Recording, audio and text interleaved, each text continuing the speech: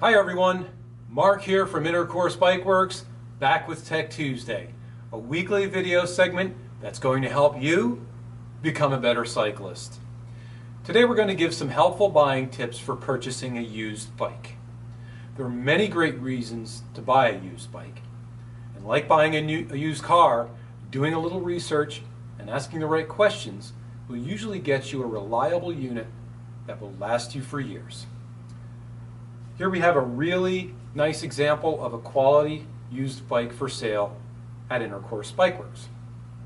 Now you might be asking, why is a bike shop giving advice on buying a used bike versus simply selling me a new showroom model?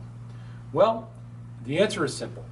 Many bike shops have used bikes in stock, and typically those bikes are given a thorough, multi-point inspection before being offered up for sale. You can save money up front and still get a dependable bike that will give you years of enjoyment. Unlike online classifieds, buying a used bike via a reputable dealer is the best option. So, let's get started.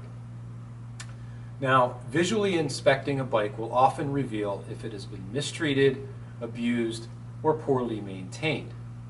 The frame is the heart of any bike, and you need to look for visual cues such as cracks, dings, or even scratches, especially if the bike that you're buying is constructed of carbon fiber.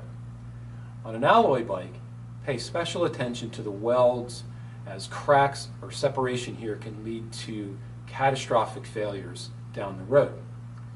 X-ray technology is available for any bike frame, but most bike shops don't have access to this technology, and it will require you to ship a bike in order for it to be X-rayed. High stress areas on the frame include the head tube, the bottom bracket, and the seat stays, so look closely and inspect these areas thoroughly. The wheels are next on the list, and I recommend taking the wheels off the bike and spinning them in your hands versus simply spinning them while on the bike. Do they wobble or hop? Do the bearings feel smooth, or do you feel grinding when you're spinning them? While most wheels and bearings can be easily serviced, excessive wobble might mean that the rim is bent, and bearings may need replacing if they feel loose or grind when spun up. Check the spoke nipples and hub flanges for corrosion also, as these could fail down the road if corroded. Running your finger over the brake surface should reveal cracks or excessive wear. Now, inspecting the drivetrain will usually require a test ride, so make sure that the rear derailleur is indexing crisply as you shift through the gears. Also, the front derailleur should pick up the chain and move it almost effortlessly over the chain rings if the bike is tuned properly.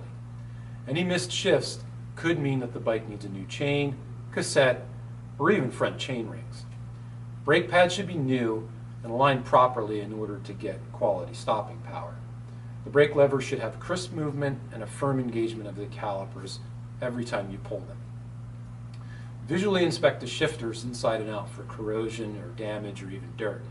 These can be expensive units to replace, and they often affect the entire drivetrain's performance, including the braking.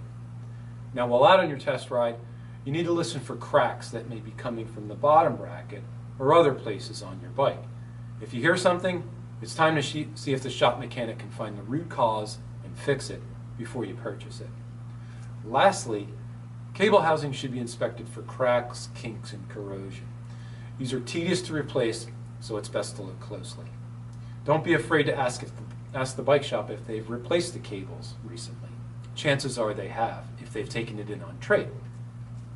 Buying a good used bike is a sound option if you do your homework. And with the guidance from your local bike shop owner or mechanic, you should get something that will last you for many, many years. That's all for today's segment of Tech Tuesday. As always, good luck, ride safe, and I hope to see you out there. Bye for now.